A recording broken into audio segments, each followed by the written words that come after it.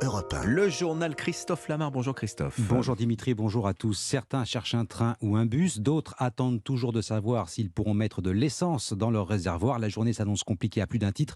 On va déjà faire le point dans les transports et notamment à la SNCF où la grève générale promet d'être assez suivie. Certains syndicats comme Sudrail agitent déjà la menace d'une grève reconductible. Direction la gare de Toulouse-Matabiau où nous attend le correspondant d'Europe 1, Benjamin Péter. Bonjour. Bonjour. Comment se présentent les choses chez vous ce matin ?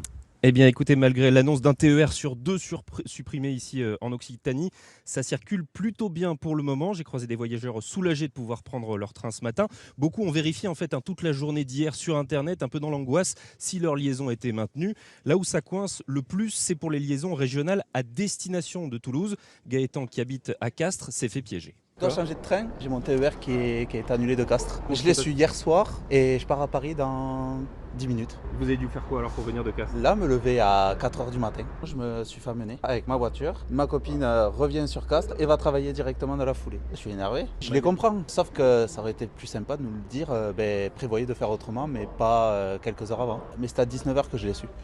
Voilà, alors Axel, lui, doit rentrer chez lui dans le Pas-de-Calais via Paris. Il devait partir à 10h. Le train, là aussi, a été annulé. Alors, changement de programme, il a fallu mettre le réveil beaucoup plus tôt. Hier, j'ai appris que j'avais plus de train pour aujourd'hui à 10h. Du coup, on a dû changer pour le train de 6h30. Et ça fait un peu le veto, mais bon, après, du moment que j'avais à remonter chez moi, donc ça va. Bon, après, on verra à Paris comment ça se passe. Si le train est toujours bon, on s'adapte. Voilà, alors dans la gare des Gilets Rouges, vous savez, ces agents de la SNCF guident les voyageurs perdus, mais beaucoup de ces usagers réguliers me disaient qu'ils redoutaient une reconduction de la grève. Benjamin Péter en direct de la gare de Toulouse-Matabiau. Voilà pour les galères de ces particuliers, chacun aura la sienne aujourd'hui. Alors en ce qui concerne maintenant les prévisions de trafic sur le rail, vous allez le voir, c'est très variable d'une région et d'une ligne à l'autre. À la SNCF, on annonce un TER sur deux, même fréquence pour les trains intercités, trafic normal sur les TGV. À Paris et en région parisienne, la RATP prévoit 2 bus sur 3 en moyenne. Certaines lignes seront très perturbées, prudence. Trafic normal ou quasi normal dans le métro. Quant au RER exploité conjointement par la SNCF et la RATP, prévoyez une rame sur 2, voire une rame sur 3 en fonction des lignes. Et pendant ce temps, il y a toujours peu de carburant dans les stations-service. La CGT maintient son mouvement de grève dans les raffineries et dépôts du groupe Total Énergie. Le sujet a été abordé directement à l'occasion d'une réunion hier à l'Elysée autour d'Emmanuel Macron, comme si le chef de l'État voulait reprendre le dossier en main, alors que la situation peine à s'améliorer sur le terrain.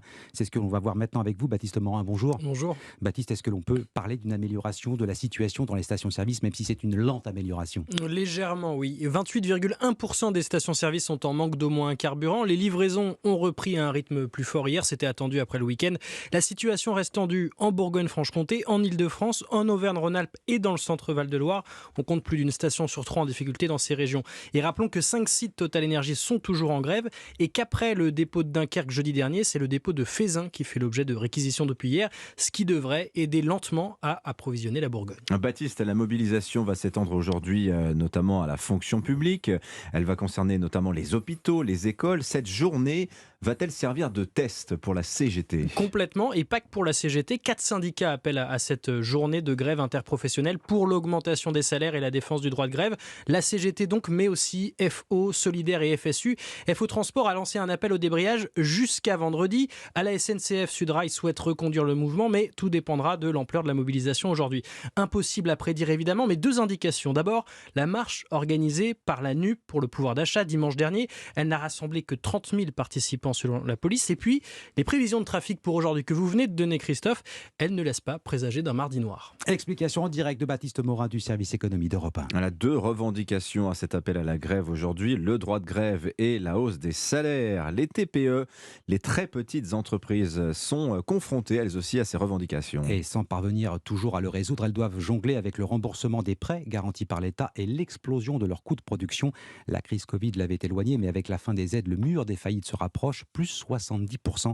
C'est le nombre de défaillances enregistrées au 3e trimestre. Dans ces conditions, augmenter les salaires relève du casse-tête. Mélina Fachin l'a constaté dans ce restaurant Salon de thé de Strasbourg. Reportage. On est venu me voir encore la semaine dernière concernant les salaires en me disant que l'inflation est de plus en plus important, le pouvoir d'achat est de plus en plus compliqué. Dans son salon de thé, Samuel Alizadeh emploie une vingtaine de personnes et il est tout simplement impossible de les augmenter pour l'instant. Clairement, la matière première explose, la farine, tout ce qui est crèmerie et les œufs, en moyenne, c'est 30%. On ne peut pas non plus faire des marges de folie parce qu'aujourd'hui, les gens doivent aussi pouvoir acheter nos produits.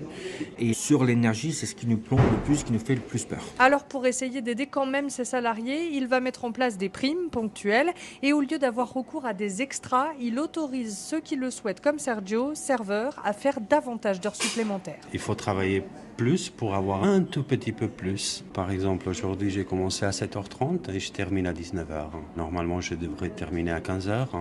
Ça me fait 400 € de plus par mois. Ce qui ne lui laisse qu'1 jour de repos par semaine. Parfois même, il travaille encore dans un autre restaurant le soir. Sergio passe ainsi moins de temps avec son fils, mais c'est le prix à payer, dit-il. Strasbourg, Mélina Fachin, Europe 1.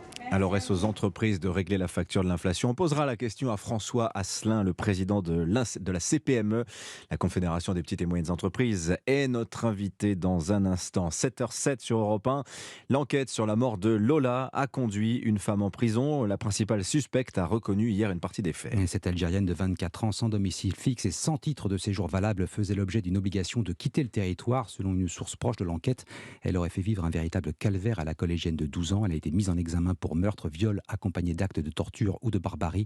Dans le quartier où vivait Lola, la psychose gagne les habitants. Reportage Thibaut Hu. Devant la grille du collège Georges Brassens, une foule de parents d'élèves, certains avec des fleurs, d'autres vêtus de noir. Traumatisés par la disparition de Lola, tous sont venus récupérer eux-mêmes leurs enfants.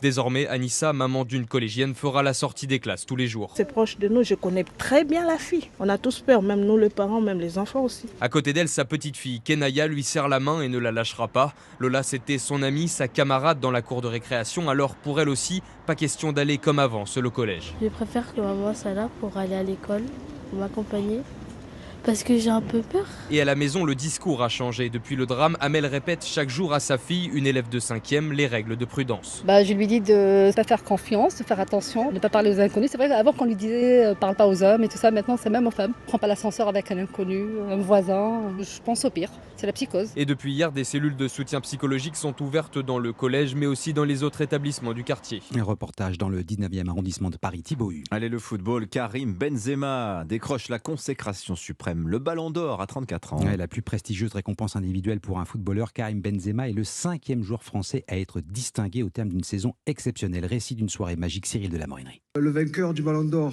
2022, et je suis ravi de cette récompense. C'est pour toi, Karim Benzema. Comme un symbole, 24 ans après avoir triomphé, Zinedine Zidane, son ancien entraîneur au Real Madrid, lui remet le Ballon d'Or. Karim Benzema arrive sur le podium ému, entouré de sa maman Malika et devant quelques-unes de ses idoles, notamment le Brésilien Ronaldo, double lauréat. L'enfant de Bron est devenu hier soir une légende. C'est une fierté. Je repense à quand j'étais petit, tout le travail où j'ai jamais lâché. Ce Ballon d'Or, comme je le dis, c'est individuel, mais ça reste collectif. C'est pour ça que pour moi, c'est le Ballon d'Or du peuple. Et après une période de désamour qui l'a éloigné des Bleus et rapproché des tribunaux, Karim Benzema a donc gagné le cœur des Français. Le président de la République, Emmanuel Macron, l'a d'ailleurs félicité hier soir sur les réseaux sociaux. Ce Ballon d'Or qui ne pouvait échapper à Karim Benzema va garnir son impressionnante armoire à trophées. Désormais, il ne lui manque plus qu'une récompense, la Coupe du Monde. Karim Benzema a donné rendez-vous à ses fans au Qatar. Cyril de la Morinerie du service des sports d'Europe 1. Et chez les femmes, notez que le trophée Ballon d'Or a été remporté par l'Espagnole Alexia Putellas. Merci beaucoup Christophe Lamar. Dans un instant sur Europe 1, François Asselin, le président de la CPME, et l'invité d'Europe Matin. À tout de suite.